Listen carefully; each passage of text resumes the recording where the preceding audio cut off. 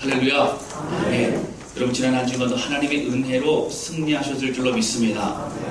여러분 제가 매주 인사할 때 이런 인사드리죠. 똑같이 반복하지 않습니까? 지난 한 주간도 하나님의 은혜로 승리하셨을 줄로 믿습니다. 이렇게 하죠. 여러분 왜 그럴까요? 여러분 사실은요, 하나님의 은혜만이 우리를 승리케 하는 능력이기 때문입니다. 하나님 말씀 시간에 여러분 한 말씀도 놓치지 마시고, 오늘 살아계신 우리 하나님이 나에게 주신 주의 음성을 듣고 그 말씀대로 오늘 믿음 안에 주님이 행하실 일을 기대하면서 나아가는 그런 저와 여러분 되실 수 있기를 주님의 이름으로 축원합니다. 시인 안도현 씨가 지은 시가 있습니다.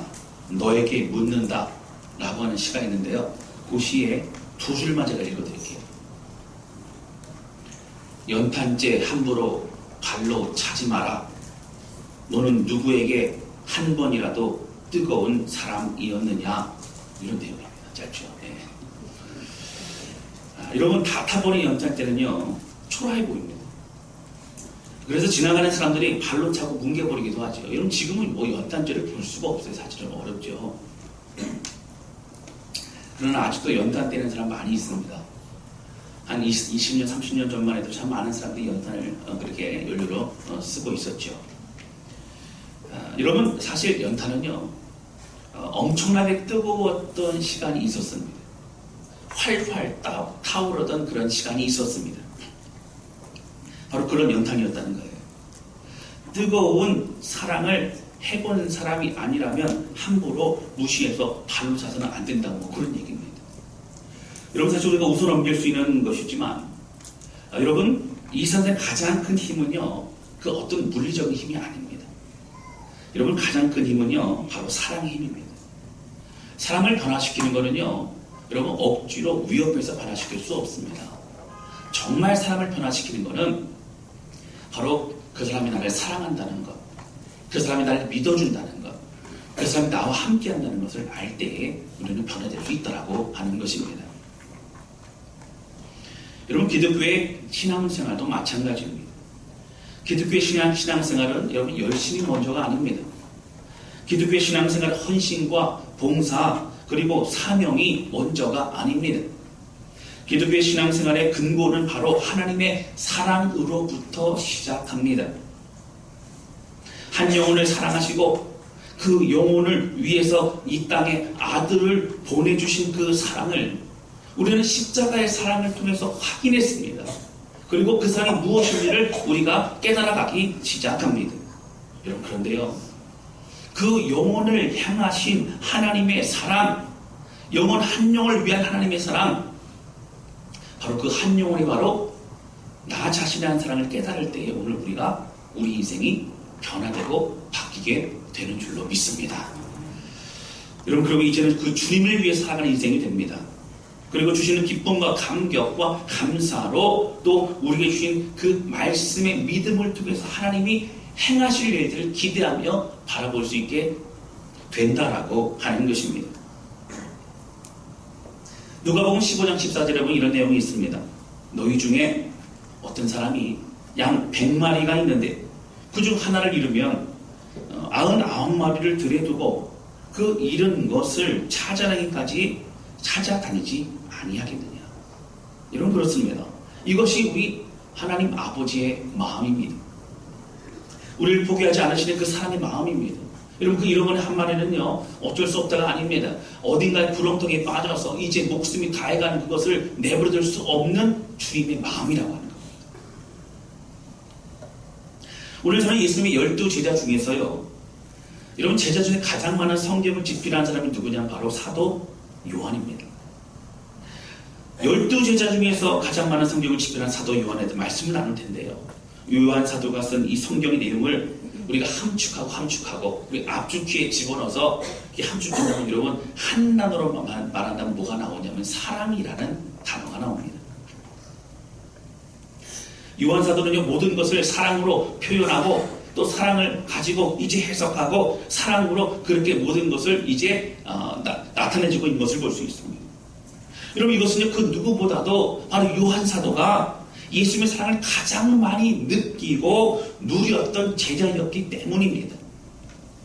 오늘 이 말씀을 들으면서 요한 사도와 같이 여러분 그 누구보다도 나는 예수님의 사랑을 가장 많은 받은 자입니다. 나는 예수님이 사랑하는 그런 사람입니다. 고백할 수 있는 그런 우리들의 간증 되시기를 주님의 이름으로 축원합니다. 할렐루야. 아멘. 오늘 말씀 배경을 보실까요? 우리가 잘 알고 있는 부활하신 예수님과 베드로가 디비라 바닷가에서 만나는 장면입니다. 제가 이 본문의 말씀 가지고 몇 번 설교를 드린 것 같아요. 여러분 잘 아실 겁니다. 사실 신앙생활 하면서 오랜 시간 동안 사실은 이 말씀 많이 들었을 것입니다. 굉장히 중요한 말씀입니다. 여러분 예수님이 잡혀가실 그때 사실 장담하고 예수님 곁을 떠나지 않겠다고 고백했던 베드로는요. 그는 예수님이 잡혀가시고 어떤 그 여종이 그렇게 찾아와서 당신 예수님과 함께 있든지 아닌가 물어볼 때에 예수님을 저주하면서 그것을 모면하고 부인하고 떠나가던 사람이 바로 베드로였습니다. 이제 그가 낙심하여서 자기의 고향 그 갈릴리 디비라 바닷가에서 고기의 그물을 가지고 물고기를 잡고 있을 그때에 여러분 예수님이 찾아가십니다. 그리고 말씀하십니다. 이제 떡과 물고기를 부어주시면서 요한의 아들 시몬아 내가 이 사람들 모두보다 나를 더 사랑하느냐 물어보십니다. 그때 이 세 번이나 물어보셨고 베드로는 세 번이나 대답을 합니다. 친히 찾아와 주셨고 만나 주신 사건 바로 디베라 바닷가의 사건입니다. 베드로는 그 예수님의 말씀하심을 듣고 그의 이제 사랑의 고백을 한 이후에 다시 주님으로부터 부르심을 받게 됩니다. 그리고 그의 남은 삶을 주 앞에 드리는 그런 삶을 살 수 있게 되었다고 하는 것입니다. 근데 오늘 많은 부분을 차지하고 이 내용과 함께 뒤에 이어지는 내용이 있습니다. 바로 사도 요한에 관한 짤막한 내용이 함께 붙어 있다라고 하는 것입니다. 그러면 오늘 본문의 말씀을 함께 나누기로 첫 번째는 무엇이냐면요. 예수님이 사랑하시는 제자가 바로 요한이었다고 하는 거예요. 오늘 설교 말씀의 주인공 사실은 베드로가 아닙니다. 오늘은 요한에 대해서 말씀을 나누려고 합니다. 여러분 우리는 본문의 말씀을 통해서 디베라 바닷가에서 낙심하고 실패한 한 영혼이었던 바로 베드로를 포기하지 않으시고 찾아오신 예수님에 대해서 우리는 많은 얘기를 들었고요. 오늘 우리의 마음은 바로 베드로와 같이 장담했던 신앙, 그러나 실패하고만 신앙이었던 우리의 삶을 포기하지 않는 주의 은혜로 인하여 우리는 힘을 얻을 수 있다라고 하는 것입니다. 할렐루야. 맞습니다. 이 오늘 본문의 말씀이 굉장히 중요하죠. 오늘 말씀은 우리를 사랑하시는 예수님의 본심이 드러납니다. 여러분 요나서만 보아도 여러분 말 안 듣는 요나 그냥 내버려두지 않습니다. 끝까지 찾아가십니다. 그리고 그 사명 이루도록 하십니다. 그건 무엇이 요나를 사랑하시는 주님의 마음이라고 하는 겁니다. 그 상처와 아픔을 어루만지시고 이제 베드로가 실패를 딛고 다시 시작할 수 있도록 기회를 허락하시고 있다고 하는 겁니다. 그런데 오늘 말씀에는요 예수님과 베드로만 등장하지 않습니다. 바로 요한이라고 하는 제자도 함께 등장하죠. 18절 말씀 함께 보시겠습니다. 우리 같이 읽겠습니다. 시작. 내가 진실로 진실로 내게 이르노니 내가 젊어서는 스스로 띠띠고 원하는 곳으로 다닐거니와 늙어서는 내 발을 벌리리니 남이 내게 띠띠고 원하지 아니하는 곳으로 데려가리라. 아멘. 이런 세 번이나 예수님께 사랑한다는 고백을 하고요. 예수님께서 내 양을 먹이라, 내 양을 치라, 내 양을 먹이라 말씀해 주셨는데 부르심을 받았지요. 근데 갑자기 예수님께서 이 18절에 이어지면서 뭐라고 말씀하시냐면 베드로의 앞날에 대한 예언을 하십니다. 그 베드로가 깜짝 놀라죠. 이런 베드로가 자기 예언해 주시는데 앞날에 대한 말씀해 주시는데 얼마나 귀가 쫑긋하겠어요? 그게 잘 듣습니다. 근데 들어보니까 무슨 내용이냐면 내가 젊었을 때는 이제 스스로 옷을 입고 띠띠고 그리고 막 가고 싶은 대로 돌아다닐 것이지만 내가 나이가 들게 되면 다른 사람들을 붙잡고 그리고 너를 끌고 갈 것이고 내가 가고 싶지 않은 곳으로도 가게 될 것이다라고 예수님께 말씀하셨다고 하는 거예요. 근데 들어보니까 누가 들어도 내가 어려움이 있겠다. 내가 힘든 일이 있겠다. 그런 마음의 부담감이 찾아오게 되어졌다고 하는 것입니다. 여러분 그 사랑의 고백으로 양을 치고 양을 먹이라고 말씀하신 예수님은요. 바로 이렇게 너의 인생은 이제 붙들림 받아서 가고 싶은 곳 가는 인생이 아니라 이제 주님이 인도하시는 길로 가는 인생이 될 것이라고 오늘 성경을 통해서 주님은 말씀하시고 있다라고 하는 것입니다. 여러분 19절에 보면은 그러면서 말씀하시기를 다시 나를 따르라고 말씀하십니다. 이것은 뭐예요, 여러분? 처음에 이제 급을 딛고 이제 처음에 그렇게 하던 베드로에게 처음에 부르심으로 제자 삼을 때와 똑같습니다. 다시 나를 따르라. 다시 내게 기회를 준다. 다시 부르심을 주니 너는 나를 따르라 말씀하신다고 하는 거예요. 여러분 늘 큰 소리만 쳤던 베드로였습니다. 예수님만을 보호하겠노라고 내가 죽을지언정 주님을 떠나지 않겠노라고 고백했던 사람이 베드로였습니다. 그런데 그 자신이 그 장담했던 신앙 가운데 저주하고 부인했던 그 자신을 다시 용서하시고 주님께서 받아주셨다고 하는 거예요. 이런 베드로는요, 자신의 앞날에 대한 예언이 참으로 힘들었을 것이라 생각돼요. 주님 따르겠다고 고백했어요. 부르심 받았어요. 그런데 쉽지 않은 인생임을 주님은 말씀해 주셨다고 하는 겁니다. 근데 문제는요, 베드로가 요한은 어떻게 될지가 궁금해요. 이제 예수님 따르라고 했는데요. 예수님 따라야 되는데 예언해 주셨잖아요. 그리고 따르라고 했잖아요. 그러니까 힘든 길인데 내가 가야 될까 말아야 될까. 가긴 가야 되는데 주춤주춤 하고 있을 때 오늘 본문의 말씀 보시면 20절 보세요. 베드로가 돌이켜 예수께서 사랑하신 그 제자 요한을 말합니다. 따르는 것을 보니 먼저 어떻게 해요? 그 옆에 베드로와 예수님의 대화를 지켜보고 있다가 나를 따르라 그러니까 베드로가 주춤하신 사이에 요한이 어떻게 했어요? 먼저 주님 제가 따를게요. 그러고 따르고 있는 겁니다.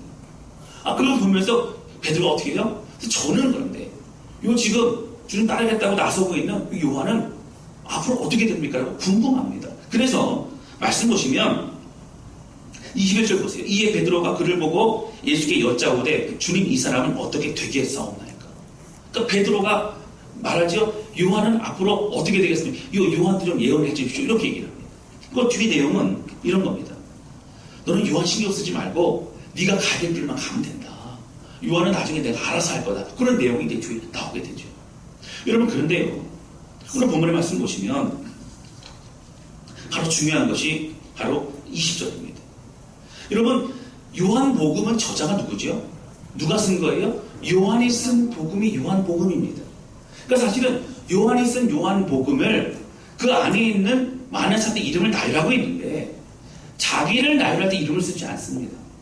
여러분 많은 사람들은요 누가복음에 누가복음에 누가는요 마태는요 자신의 이름을 쓸 때 어떻게 자신을 나타낼 때 마태라고 얘기합니다. 제3자의 입장에서 그 모든 것들을 나열하죠. 오늘 본문의 말씀에 여러분 요한복음도 요한의 입장에서 제3자의 입장으로 이렇게 바라보게 됩니다. 근데 문제는 뭐예요? 오늘 그 요한이라고 말하지 않고 바로 예수님이 사랑하시는 그 제자라고 말하고 있다고 하는 거예요. 다시 보시고 20절 말씀 보세요. 베드로가 돌이켜 예수께서 사랑하시는 그 제자가라고 합니다. 여러분 베드로가 봤어요. 예수님이 사랑하시는 그 제자 요한이 이제 예수님을 따른다라고 성경은 말하고 있어요. 요한은 스스로를 뭐라고 말하고 있어요? 나는 예수님께 사랑받은 그 제자라고 말하고 있다라고 하는 것입니다. 여러분 요한 사도가 요한복음을 썼을 때를요 연대를 보니까 AD 90년에서 한 100년 정도의 사이에 썼을 것이라고 성경학자들은 추정합니다. 여러분 그때 나이로 볼 때요 요한은 적어도 90이 이상이 되었던 나이입니다. 왜냐하면 여러분 예수님이 AD는 뭐예요? 예수님이 태어나실 그때부터 시작해서 이제 나이를 한 거 아닙니까? 그러면 여러분 예수님보다 더 어렸습니다. 제자들 중에 가장 어린 제자가 바로 요한이었습니다. 그래서 성경학자들은 적어도 90 이상의 나이에 아마 100세 정도 나이에 그가 아마 주님 곁으로 갔을 것이라는 그런 추정을 합니다. 오늘 요한도 마찬가지예요. 그가 젊을 때 쓴 게 아닙니다. 많은 시간이 흐른 이후에 그가 나이가 이제 죽게 될 그때쯤에 썼던 것이 바로 요한복음이요. 요한 1, 2, 3서요. 요한 계시록이었다고 하는 겁니다. 오늘 그 인생을 되돌아봤습니다. 되돌아봤더니 예수님 나를 얼마나 사랑하시는지를 깨닫게 되는 겁니다. 그의 모든 삶에서 순간순간 기도하며 살아가다 보니까 주님의 사랑이 더욱더 깨달아지는 겁니다. 느껴지는 겁니다. 그리고 요한 사도는 그 사랑 가지고 믿음의 길을 걸어가게 되어졌다고 하는 것입니다. 여러분 요한 사도가 예수님이 사랑하시는 제자라고 하는 표현은 오늘 21장 외에도 세 군데나 또 등장합니다. 잠깐 찾아볼까요? 요한복음 13장입니다. 앞에 찾아보세요.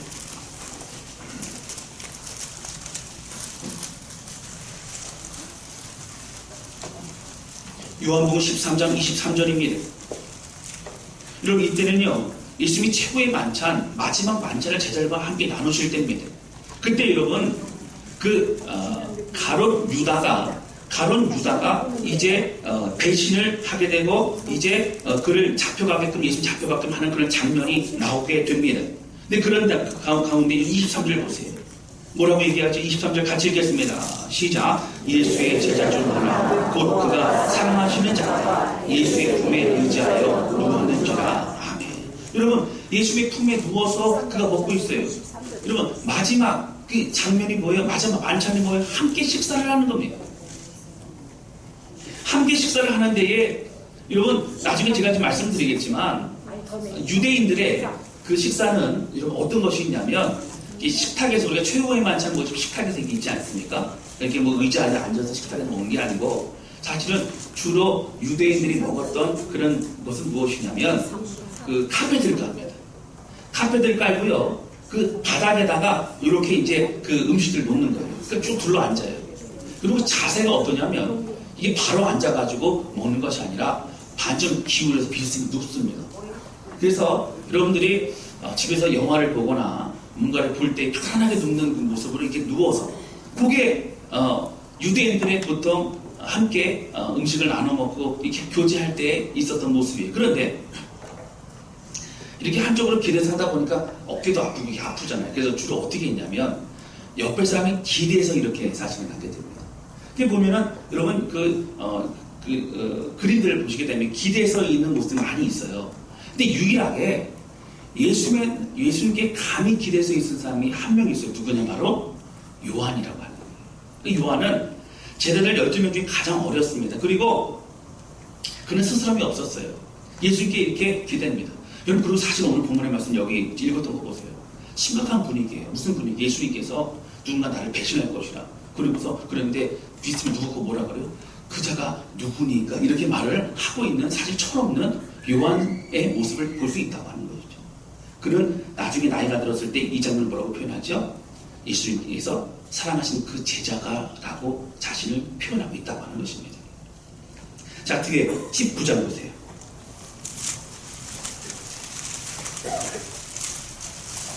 19장 26절입니다.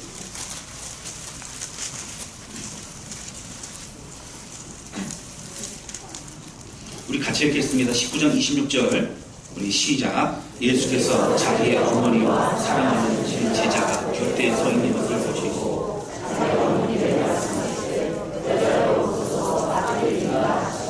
아멘. 그리고 이 장면은요 예수님께서 십자가에 못 박혀 돌아가실 그때예요. 여러분 마지막에요 십자가 밑에 있었던 사람은 다른 제자는 없었는데 요한이 있었어요. 그리고 마리아가 있었습니다. 그때 뭐라고 하죠? 이제 어머니와 사랑하신 제자라고 표현되어 있죠. 둘이 있을 때 얘기하면 어머니 보소서 옆에 있는 자가 당신의 아들이나 얘기합니다. 그리고 27절 보세요. 또 그 제자에게 이르시되 뭐라고요? 보라 내 어머니라고. 그러니까 나는 지금 죽지만 내 어머니를 잘 섬겨달라. 그게 좀 봉양해 달라 부탁하고 있는 모습을 볼 수 있다고 하는 거예요. 여러분 그때도 여러분 여기서 바로 요한의 이름이 등장해야 되지 않습니까? 그런데 뭐라고 표현하고 있죠? 그 사랑하신 제자라고 또 표현하고 있어요. 요한의 마음은 어떤 마음이 있어요? 나는 사랑받은 자라는 거예요. 나는 주님의 사랑을 가득 받고 있었던 가장 많이 받았던 자라고 표현하고 있습니다. 한 군데 저 찾아봅니다. 우리 20장입니다. 20장 2절입니다.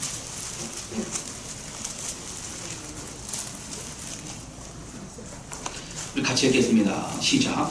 시몬 베드로와 예수께서 사랑하시던 그 다른 제자에게 달려가서 말하되 사람들이 주님의 가져다가 어디 두었는지 우리가 알지 못하겠다. 여러분 예수님께서 십자가에 못 박혀 돌아가십니다. 근데 그날이 이제 저녁 때 되면 안식일이요. 저녁부터 시작돼요. 해진서부터요. 그러면 안식일이 시작되면 그 예수님의 시신을 장례를 치를 수가 없습니다. 그래서 사실은 다른 십자가 못 박은 사람들은 금방 죽지 않거든요. 그래서 이제 도끼나 망치를 가지고 이제 정강이나 이 무릎을 쳐서 부러뜨립니다. 그러면 이제 이게 이렇게 해서 숨을 쉴 수 없기 때문에 숨을 못 쉬고 숨이 막혀서 죽게 되죠. 근데 예수님은 그 전에 돌아가셨어요. 치지 않았습니다. 근데 문제는 뭐예요? 시신을 수습할 시간이 없는 거예요. 급하게 예수님의 그 피를 닦아드리고 향품을 바르고 그리고 급하게 이제 동굴의 무덤에 이제 안치하게 됩니다. 저녁부터 안식일이 지나가죠. 안식일 아무것도 할 수 없습니다. 근데 이제 그 여인들과 제자들은 어떤 마음이 있었을까요? 예수님을 제대로 시신을 수습하지 못했는데 얼마나 안타까운 마음이시겠어요. 그래서 안식일이 지나고 안식 후 첫날 새벽에 무덤을 향해 달려가게 됩니다. 그때 누가 달려가는? 막달라 마리가 달려가죠.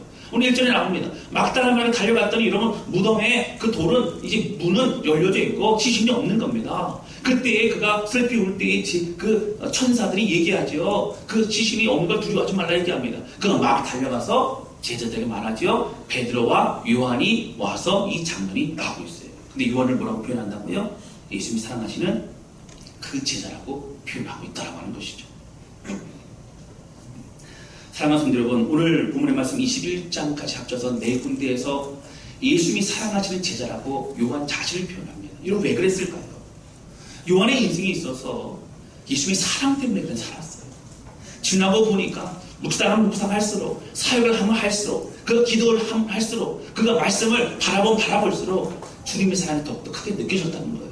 다른 사람은 몰라요. 중요한 것은 내가 그 사랑 안에 거하 있고 그 사랑의 은혜로 살아가고 있기 때문에 예수님이 사랑하는 제자는 바로 요한이었다. 바로 나였다. 라는 감격의 고백을 하고 있는 것이라고 하는 겁니다.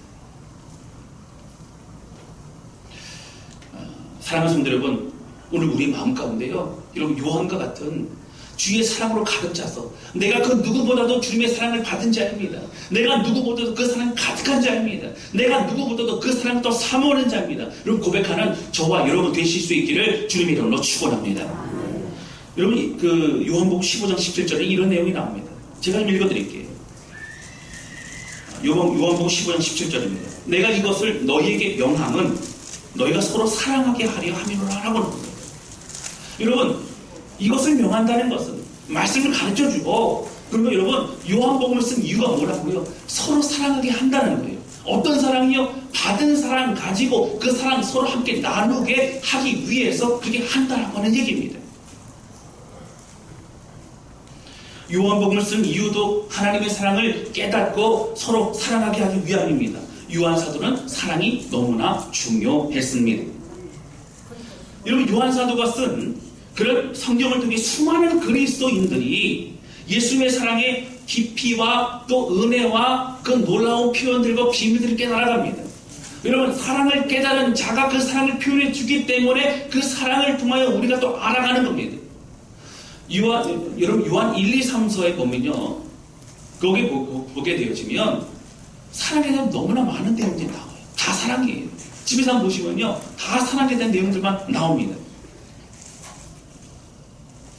그 누구보다 그것을 잘 표현해주고 있고 잘 얘기해주고 있습니다. 여러분 그러나 요한 사도가 원래는 사랑의 사도가 아니었어요. 원래는 어떤 사람이었어요? 누가복음 9장 54절에 보면 이런 내용이 있습니다. 여러분 예수님과 함께 이제 사도들이 이제 제자들이 이제 복음을 전하러 갑니다. 그러니까 사역 초기였던 것 같아요. 사마리아 지역에 갔는데 사마리아 사람들이 복음을 듣지 않고 거부합니다. 그러면 나가라 그래. 그러니까 그때 이제 형제였던 야고보와 함께 뭐라고 하면 예수님께 이제 청을 합니다. 예수님, 저들 보니까 안 되겠습니다. 하늘을 명하여서 이제 불이 내려 저들 확 다 그냥 불로 지져 주십시오. 이렇게 이제 표현을 하는 게 누구라고요? 요한이세요. 이거 어떻게 해요? 그 사람이 다치거나 아프거나 중요하지 않아요. 한정으로 중요하지 않아요. 뭐가 중요해요? 지금 무시당한 마음이 중요합니다. 급한 거예요. 힘든 거예요. 마가복음 3장 17절에 보면 어떤 내용이냐면 이게 있어요. 예수님께서 야고보와 요한이 형제거든요. 이게 별명을 지어주는데 보아너게라고 하는 별명을 지어줍니다. 이런 보아너게의 뜻이 뭐냐면 우레의 아들이에요. 얼마나 성격이 급하고 얼마나 불같았으면 너희들은 별명을 우리의 아들로 해라 라고 주님 말씀하실 정도로 그렇게 성격이 급했던 사람들이 바로 야고보와 요한이었다고 하는 거예요. 마가복음 10장 37절에 보면 이런 내용이 있어요. 예수님께서 막 기적을 베푸시고 그러니까 제자들이 이제 조금씩 이제 흥분하기 시작합니다. 그러면서 예수님의 때가 언제일까? 예수님이 이제 우리가 생각하는 그런 나라를 만드시면 언제 그렇게 될까? 기대하는 마음이 있어요. 막 기적을 베풀고 막 그렇게 예수님 하는 걸 기대합니다. 그러다가 어느 날 안 되겠어요. 그래서 야고보와 요한이 예수님을 찾아갑니다. 그걸 말하기를 예수님이 영광 가운데 계실 그때에 우리 중에 한 사람은 주님의 우편에, 한 사람은 주님의 좌편에 앉게 하옵소서라고 청합니다. 이걸 뭐라 그래요? 우리는요, 청탁이라고 하죠. 청탁. 부탁하는 거예요. 자리 좀 잘 해달라고 부탁하는 거죠. 여러분 사실 먼저 선수 쳐서라도 좋은 자리를 차지하고 했던 조급하고 욕심 많았던 이기적인 사람이 바로 요한이었다라고 하는 겁니다. 근데 다른 제자들은 어때요? 그랬더니 뒤에서 막 난리가 났어요. 어떻게 예수님에게 그런 얘기를 할 수 있냐고 말한 게 아니라 우리보다 더 빨리 와서 얘기했으니까 너무 화가 난 거예요. 그래서 막 웅성웅성 얘기를 하게 됩니다. 사역 초기 때 이런 연약함들이 있었습니다. 사랑하는 성도 여러분, 오늘 본문의 말씀 보시면 21장에 보시면요, 사실 베드로와 예수님이 만나는 이 장면을 굳이 요한 사도가 썼던 이유는 중요한 이유가 있습니다. 이것은 무엇이냐면, 여러분 세 가지의 질문을 뭘로 하고 있어요? 요한의 아들 시몬아, 내가 이 사람들보다 나를 뭐하냐고요? 더 사랑하자고 물어보는 거예요. 그때 여러분 베드로가 뭐라고 대답합니까? 예수님, 제가 이 사람들보다 주님을 더 사랑한 주께서 아시나이다. 사랑한다는 얘기예요. 굳이 입술로 고백할 수 없지만 주님은 아시지 않습니까? 제 뜨거운 마음을 아시지 않습니까? 죄송한 마음을 아시지 않습니까? 고백하고 있는 겁니다. 여러분 세 번을 사랑으로 물어보고 세 번을 사랑으로 대답합니다. 그리고 말씀하십니다. 이제 내 양을 먹이라, 내 양을 치라, 내 양을 먹이라 말씀하십니다. 그리고 다시 말씀하시죠. 나를 따르라 말씀하시고 다시 부르심을 주십니다. 여러분 오늘 우리가요, 주님을 감당할 수 있는 능력은요, 다른 것이 아니에요. 주님을 사랑하는 사랑에서부터, 주님이 주님의 사랑을 깨닫는 은혜로부터 이 모든 것이 시작되는 것임을 여러분 믿으시기를 주님의 이름으로 축원합니다. 오늘 그 얘기와 함께 말하는 것이 무엇이에요? 그러나 그 가운데 베드로 얘기를 내가 하지만 나는 이미 사랑을 받은 자요, 예수 그리스도의 사랑을 받은 자 요한이라고 스스로가 또 고백하고 있는 것을 보게 됩니다. 사랑하는 성도 여러분, 저는 개인적으로 예수님이 요한만을 더 사랑하셨다라고 생각하지는 않습니다. 이게 무슨 얘기야? 앞에 시커멓게 얘기하지 왜 요한만 사랑하신 것이 아니라고 얘기하십니까? 라고 물어볼 수 있어요. 그래서 제가 궁금해갖고 우리 교회 박요한 전사님한테도 물어봤어요. 요한의 입장에서 볼 때 이 내용이 어떻게 요한만 사랑한 것 같냐라고 물어봤더니 그 박요한 전사님도 얘기하기를 요한만 사랑한 것이 아니라 요한도 사랑한 것 같습니다라고 얘기를 하더라고요. 같은 견해로 얘기를 합니다. 여러분 요한만 사랑하지는 않았을 거예요. 다 사랑했죠. 그러나 오늘 왜 요한이 굳이 다른 사람은 그런 표현을 안 하는데 예수님이 사랑하시는 제자가 나다라고 얘기하고 있을 거예요. 왜 내 이름 얘기하지 않고 나는 사랑하시는 제자라고 얘기할 거예요? 바로 요한 사도는요, 그 사랑을 가장 느끼고 누리고 기뻐했던 사람이었기 때문이라고 하는 겁니다. 여러분 제가 아까 말씀드렸죠. 유대인들이 식사를 할 때 카페트를 이렇게 깔아놓고 음식을 바닥에 놓고, 그래서 보면요, 이제 저도 그 중동 지역에 이게 그쪽 중앙아시아 지역에 갔다 온 적이 있어요. 근데 보니까 그 빵이 딱딱해요. 막 불에 구운 건데 그게 딱딱합니다. 그 요거트 같은 데 찍어서 먹는 거예요. 뭐 반찬도 없고 뭐 그렇습니다. 또 뭐 주신 걸 감사하게 먹는데, 그리고 빵은 이렇게 막 쌓아놔요. 빵은 많아요. 시컷 먹을 수 있는데 뭐 많이 먹을 수가 없어요. 뭐 반찬도 없으니까. 그런 곳에서 식사를 하면서 예수님께 기대고 있고 예수님 말씀하실 때 따라가고 늘 예수님 곁에서 있었던 사람이 바로 요한이었습니다. 베드로도 있었고 야고보도 있었고 요한도 세 명이 늘 주님을 다 쫓아다녔지만 그때에 쫓아다녔던 모든 시간들이 이제 과거의 기억에 되뇌어지면서 그것이 사랑이었구나를 더 깨닫던 사람은 요한이었다라고 하는 것입니다. 여러분 스스럼 없이 예수님의 그 사랑을 받아들였어요. 그는 예수님께 기대할 수 있었어요. 예수님께 그 마음을 표현할 수 있었어요. 예수님과 함께 할 수 있었다라고 하는 것입니다. 예수님의 그 사랑을 가장 많이 느꼈던 사람은 요한입니다. 가장 많이 마음을 열었던 사람은 요한입니다. 시간이 흐르면서 한 명, 두 명 이제 순교했다는 얘기를 듣게 됩니다. 베드로가 순교했다. 이제 도마가 순교했다. 이제 마태가 순교했다. 뭐 이런 얘기를 듣게 되면서 마음에 외로움이 찾아옵니다. 주님, 저는 언제까지 이곳에 있어야 됩니까? 이런 그런 마음 가운데 다시 믿음의 길을 걸어가면서 과거에 그리운 예수님과 함께 있었던 시간을 이제 추억하고 기억할 때마다 느끼는 건 무엇이었을까요? 예수님 나를 사랑하셨구나를 더욱더 느끼게 되어졌다고 하는 겁니다.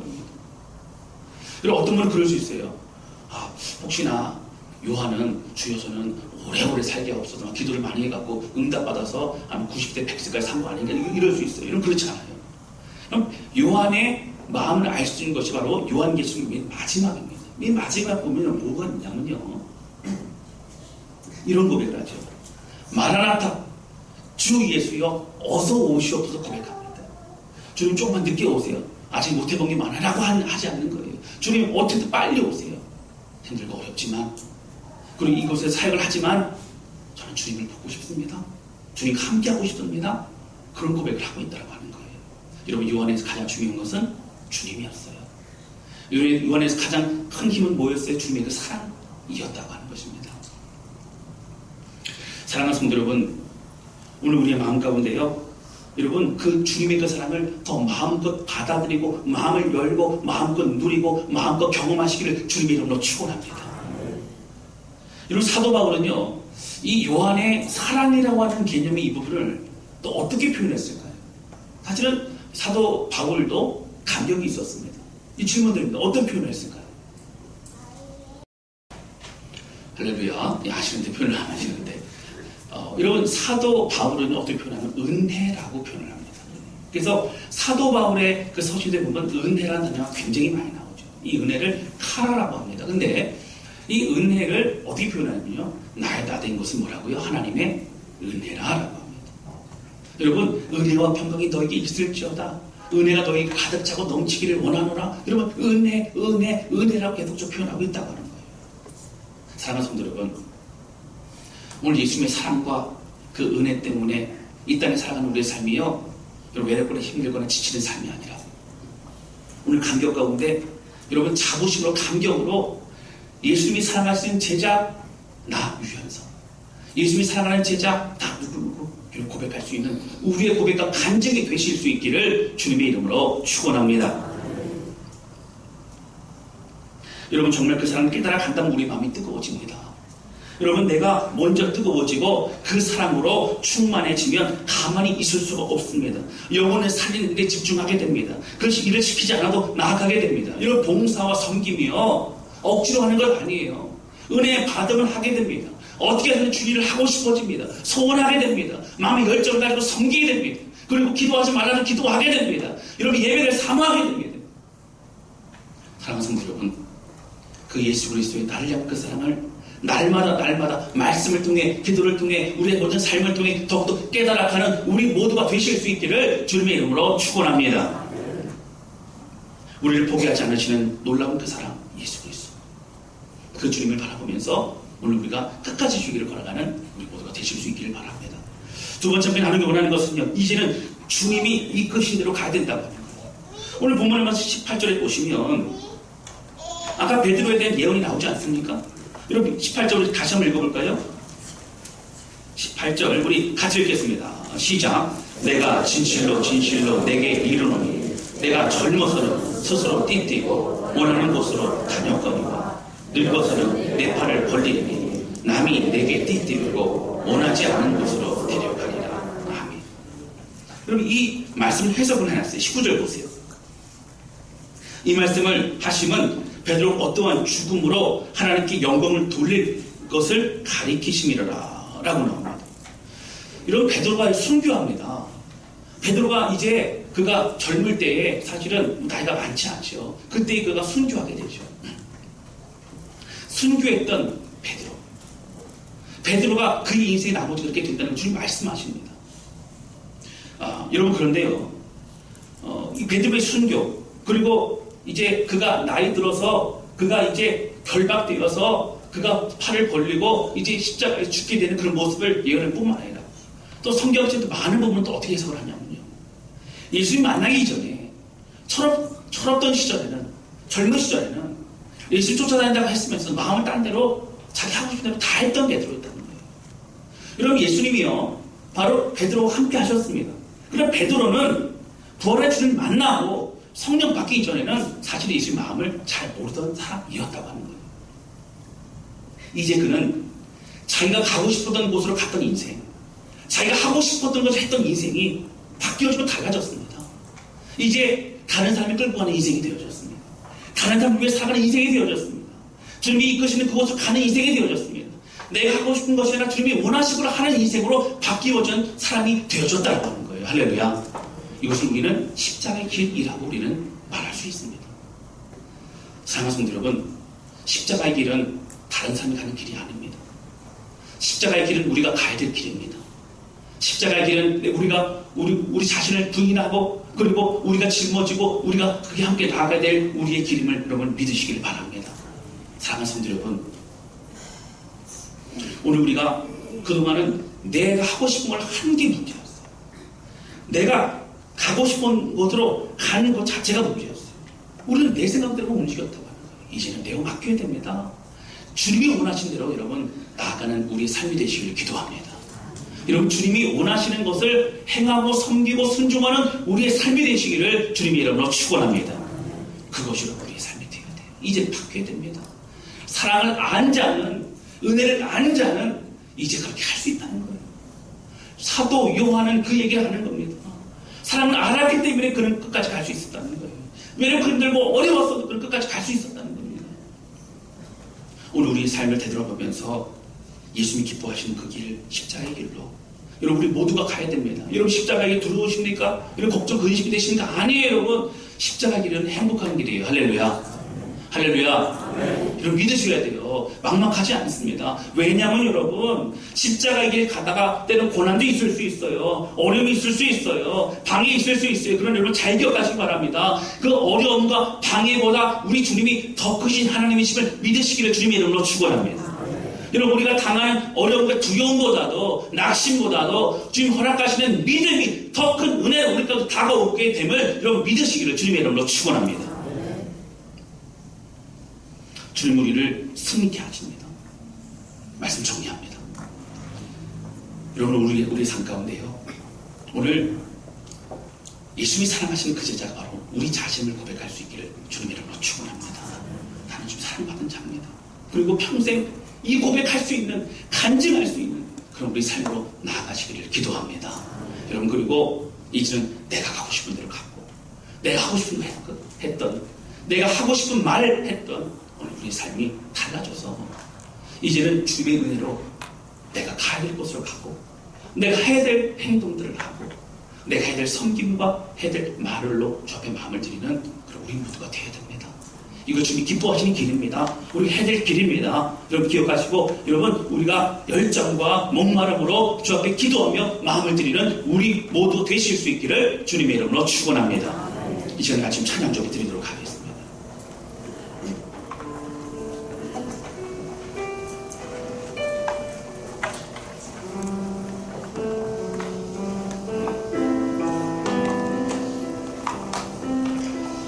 여러분 이 찬양은요, 십자가 그 사랑 멀리 떠나서 무너진 나의 삶 속에 잊혀진 주은혜, 돌같은 내 마음 어루만지사 다시 일으켜 세우신 주를 사랑합니다. 여러분 이 고백이요, 주님을 떠나서 내가 뭐 해보려고 발버둥 쳤고 그리고 내가 열정을 가져봤지만 주님이 없는 열정을 한 번도 안 했습니다. 주의 은혜 때문에 살아갑니다. 하나님, 예수님 사랑하신 그 제자가 요한만